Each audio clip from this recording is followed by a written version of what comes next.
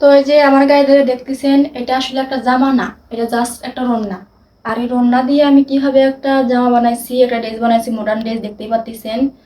তো এই জামাটা যদি আপনারা বানানো শিখতে চান, তো আমার ভিডিওটা ফুল ভিডিও দেখা লাগবে। আর আপনারা আমার ভিডিও কেউ কাটাকাটি করবেন না, কাটাকাটি করলে আমার বুঝতে পারবেন না যে আমি কিভাবে একটা ওড়না দিয়ে জামা বানাইলাম। আর আমার ভিডিও আপনাদের কাছে কেমন লাগে আপনারা সবাই আমার জানাইবেন। তো বেশি কথা না বইলা, তো আমি কিভাবে জামাটা বানাইছি চলেন আপনাদের দেখাই। আমার হাতে দেখতেছেন এই যে একটা ওড়না।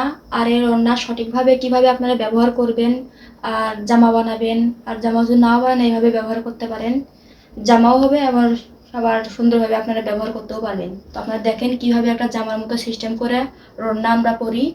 এই দেখেন, প্রথমে এই যে এইভাবে বান্ধিবেন পিছন দিকে। এই যে পিছন দিকে ক্যামেরাটা ধরো, এই যে পিছন দিকে এইভাবে বান্ধিয়ে নেবেন, সুন্দর করে টাইট করে বান্ধিবেন যাতে খুলে না পড়ে। একবার টাইট করে এই যে এরকম থাকবে। তারপরে এই সামনের এই যে মাথাটা আছে, এই যে রন্নার তো দুইটা মাথা, এই যে পরের মাথাটা নেবেন এইভাবে নিয়ে, এই যে আবার এই যে পিছন সাইডে আবারই বান্ধিবেন এইভাবে। আগের টাইপে যেভাবে বান্ধিলাম ওইভাবে বান্ধে নেবেন। লওয়ার পর দেখেন যে সুন্দর একটা জামা হয়ে গেল। আপনারা চান যে এরকম গেঞ্জি ছাড়াও পরবেন। তারপর এই দেখেন দুইটা সাইড থাকলো, এইভাবে পিছন সাইডে সেফটি পিন দিয়ে মেরে নিতে পারবেন। এই যে আমি দেখাই আমারটা কেমন হয়েছে, আমি এখনো সেফটি পিন দিয়ে মারি নাই। তারপর যে টাইট করতে চান এখানে সুন্দর মতো করে দিয়ে দেখেন কত সুন্দর সহজে একটা ওড়না আপনারা ইউজ করতে পারবেন। এটা কোনো খোলার কোনো ইয়ে নাই, উড়ে যাবে না।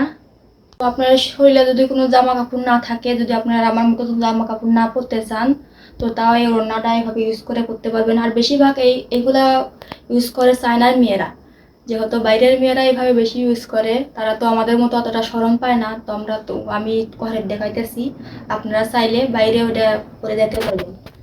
আর এই যে দেখেন আমি কিরকম করে কি করছি, এই যে সালোয়ারের সাথে আমি করছি, এটা একটা টাইলস সালোয়ার। দেখেন তো আমাকে কেমন লাগতেছে, আমি তো দেখতে পাচ্ছি না, আপনারা দেখতেছেন। তো কেমন লাগতেছে আপনারা সবাই কমেন্ট করে আমার জানাইবেন।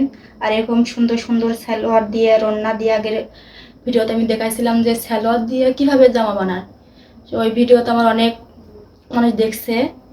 তো আজকে আমি ওড়না দিয়ে জামা বানালাম। আর আগেও একটা ওড়না দিয়ে জামা বানাইছিলাম, মানুষ কেউ বুঝতেই পারে না যে এটা আমার ওড়না।